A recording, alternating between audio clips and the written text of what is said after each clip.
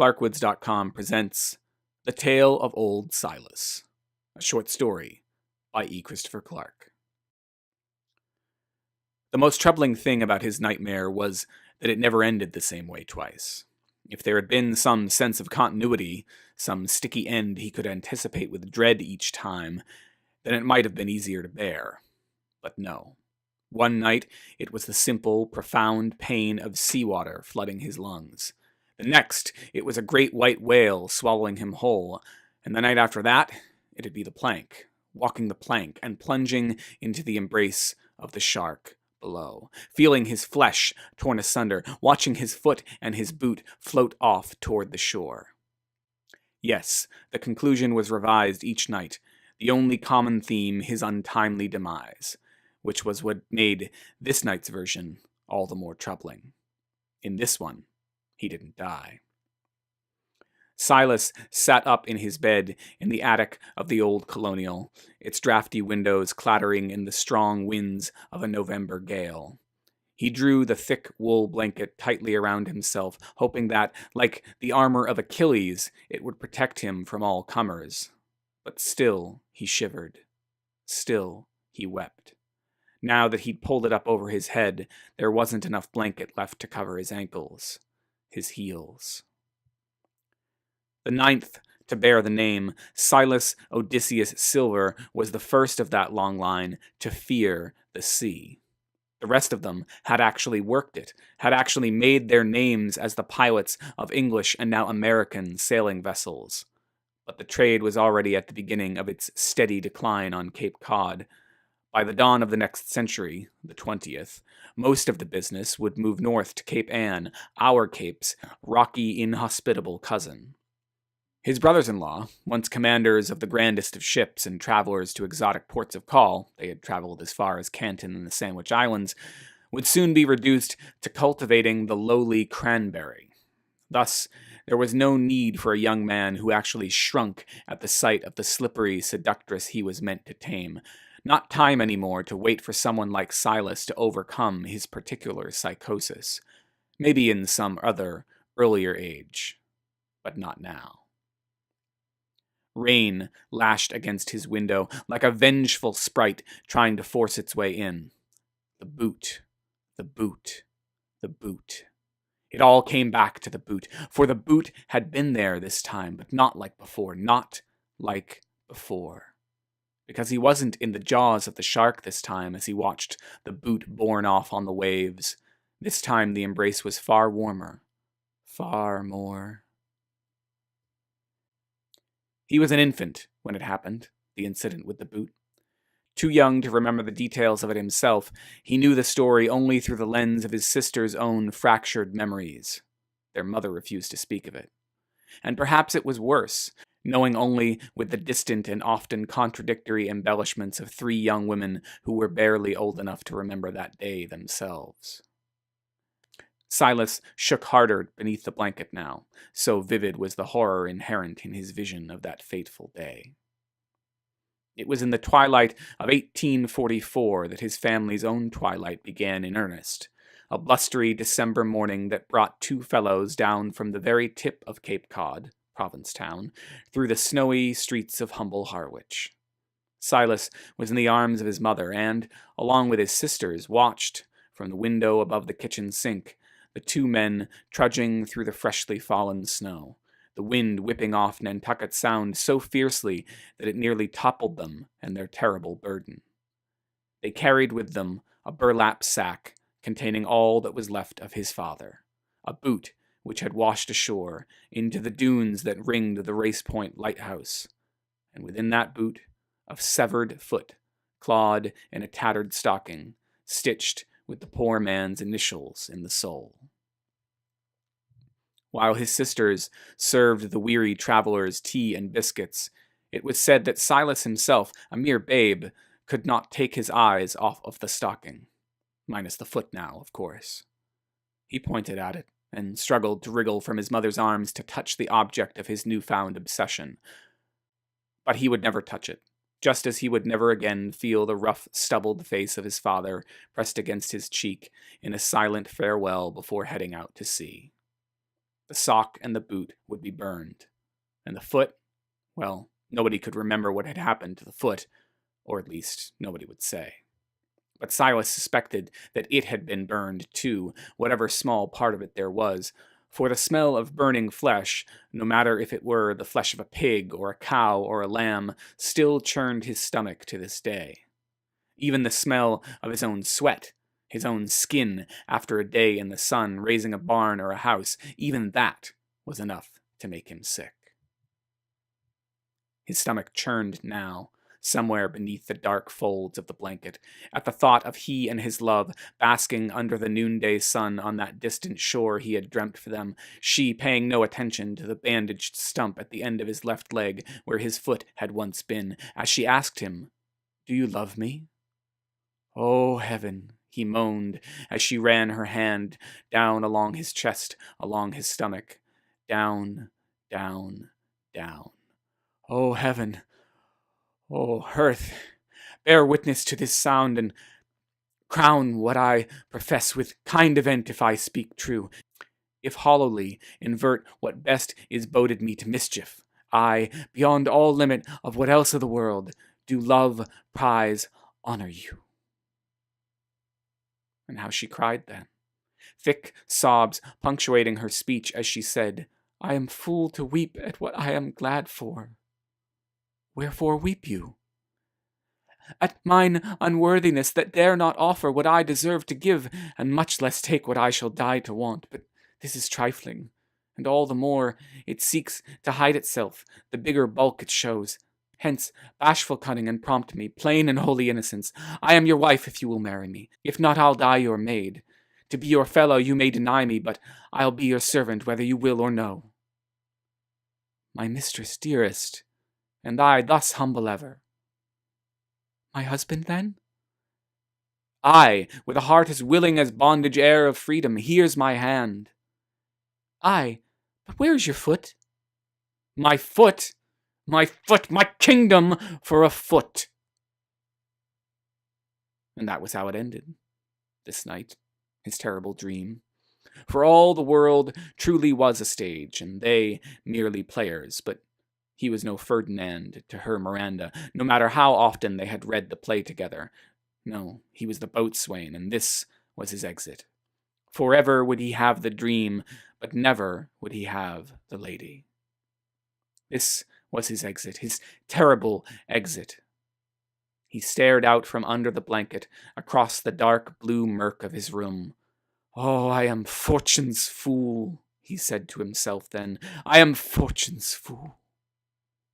Closing his eyes, he thought to himself that he would much rather have seen the terrible dream through to its inevitable conclusion than to be facing the waking nightmares which were plaguing him now, the visions of musket fire piercing his arms, his chest, of a cannonball taking his legs out from under him. The thought of his last words, of his fellow soldier holding him in his arms, clutching him to his breast, whispering, "Courage, man, the hurt cannot be much."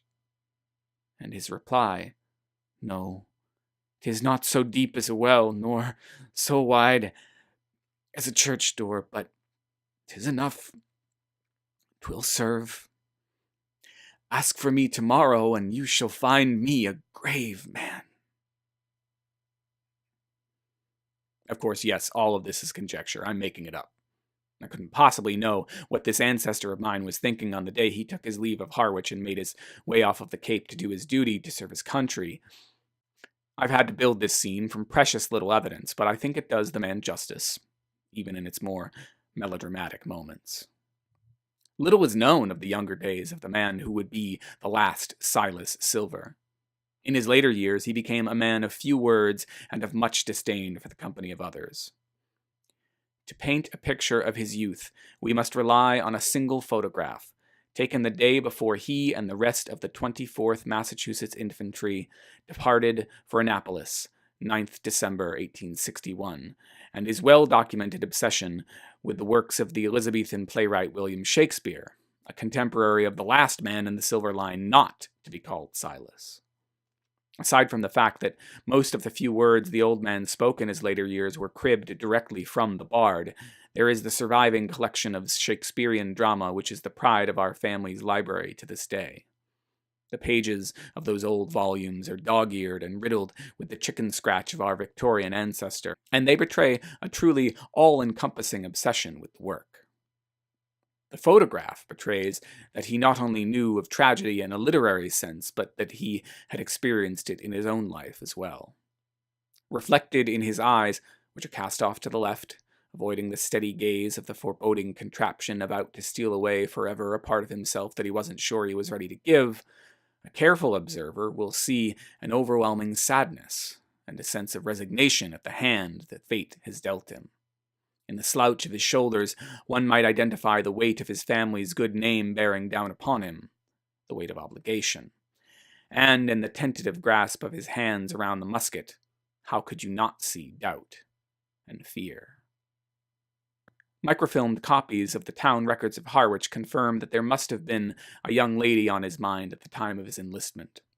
Silas and his sweetheart, Tamsin O'Rourke, had filed their intent to marry just weeks before Silas's enlistment. But no record of the marriage can be found. Indeed, the next documented evidence of Tamsin O'Rourke is her death record, filed in the waning years of the war. She died in Boston of consumption and, according to the record, had never been married. Her occupation, actress, was not common in the puritanical beantown of the mid-19th century. A check of the newspapers of the time and of available programs and posters finds no record of any headlining performance, but it is possible that she worked under an assumed name. What is certain, in all this uncertainty, is that she was actually more than Silas's sweetheart. She was also his cousin, his first cousin. So it's not hard to imagine why this romance, which had probably gone further than the old Widow Silver would have liked, was never consummated. It's not hard to imagine that Silas's enlistment in the Union Army was a convenient way to get him away from that hopeless dreamer of a girl, the daughter of the family's black sheep and her worthless Irish husband. It's not hard to paint a picture, our grandfather used to tell us, when the palette you've been given is so vast and so full of possibility. So Silas went off to fight in the War of the Rebellion, torn from a girl whom he loved as deeply for all the reasons his mother loathed her. A tale as old as time, a song as old as rhyme, beauty, and a man who would soon become a beast. The 24th Massachusetts Infantry was involved in both decisive victories and losses in and around the harbor of Charleston, South Carolina. In February of 1862, they took the strategic point of Roanoke Island, assaulting the forts along its narrow waist in a victory that helped tighten the blockade of the rebel city considerably. But they lost just as decisively in Secessionville in June of that year. All wars, I suppose, are like a yo-yo, the incessant back and forth. But when you're fighting yourself, as our country was then, it seems to me that the fruitless nature of it all could only be more amplified. Punch your own arm, and sure, there is a momentary sense of triumph, but then there's the pain. And pain, in my experience, lingers for far longer than pleasure. Soon, they would be engaging in useless displays of machismo, burning the stockpiled grain of the enemy in July of 1864, and not long after that, receiving what later generations of American soldiers would call a $1 million wound. Silas IX would be discharged and sent back home, back into the bosom of an old widow who was drawing her last breaths. The last of the Silver males, Silas was charged with the propagation of the family name. It was the dying wish of old Widow Silver that the 9th Silas Silver make it his life's mission to get the 10th. And Silas, well aware by now that his long-lost love was truly lost, made up his mind to remove love from the equation. He set out to find his bride with the same sense of blind, systematic determination with which he had tackled the collected works of Shakespeare. He married first, in 1865, the only daughter of a local cranberry baron, a girl named Patience, who did little but try his. When she succumbed to influenza 5 years later without providing him his heir, he married again. And when that woman did nothing but steal away 2 decades of his life before catching her death of cold, he married again, and again. For one wife, once a woman of ill repute, who claimed to be half Wampanoag, he tore down his mother's home, which his bride claimed was beset upon by evil spirits, and built in its place a sprawling, garish Victorian that left so little land exposed on the property that you couldn't properly call it a lawn. And though he had bedded her in every one of its 11 rooms, only his libido had been sated, never his desire for a son.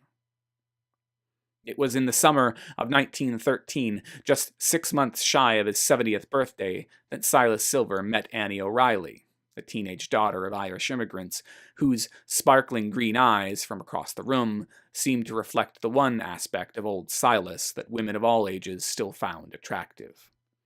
Widows and spinsters who had lived long enough to know both women would note in their journals the more than passing resemblance that the young Miss O'Reilly bore to the long-dead Tamsin O'Rourke, and one must assume that the resemblance was at least one reason why the shriveled organ of Silas's heart may have began to beat more strongly than it had in years.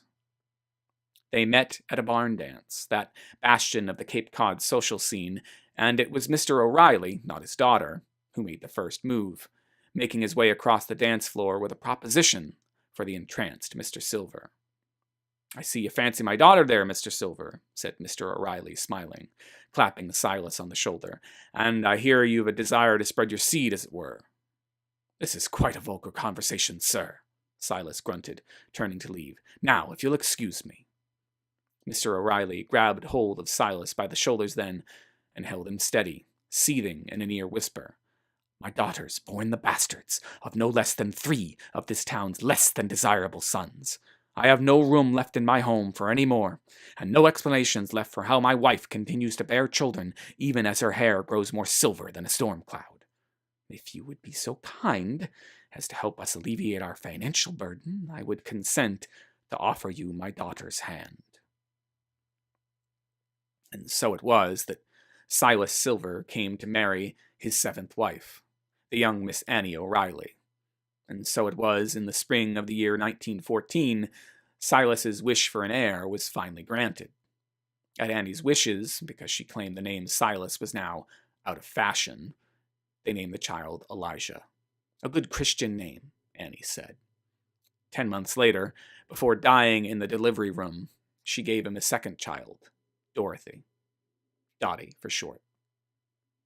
In some earlier age, perhaps Silas would have been a passable single father, but things had changed, as things are apt to do. And Silas not only couldn't empathize with his children, he couldn't understand them either.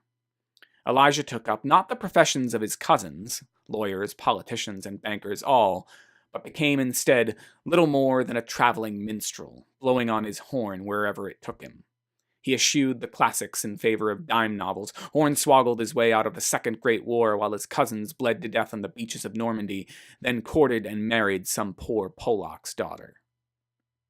And the girl was even worse, living the life of a harlot, calling herself an artist, living in sin with one man after another, until finally, in the fall of 1944, she got what she deserved: consumption, and found herself, like her father down the Cape, shivering beneath the covers of the last bed she would ever sleep in.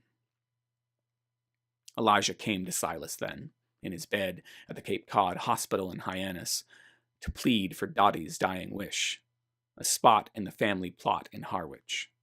"All she wants is to be next to Mum. It doesn't have to be..."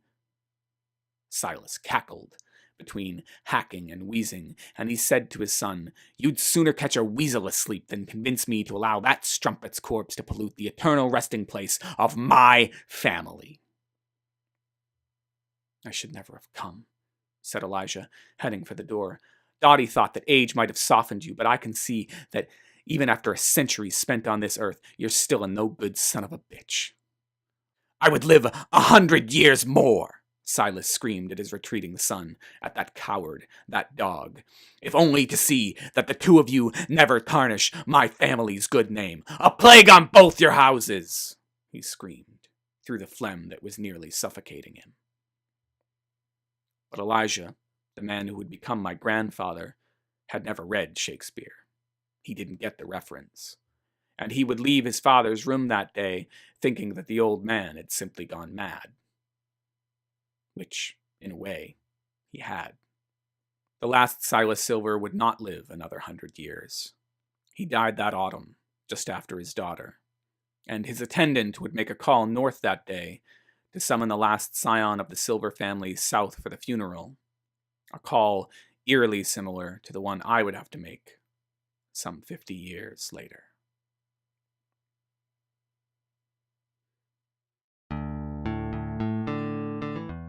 Hello, I'm E. Christopher Clark, and that was The Tale of Old Silas, a story from my second collection of short fiction published independently, titled All He Left Behind.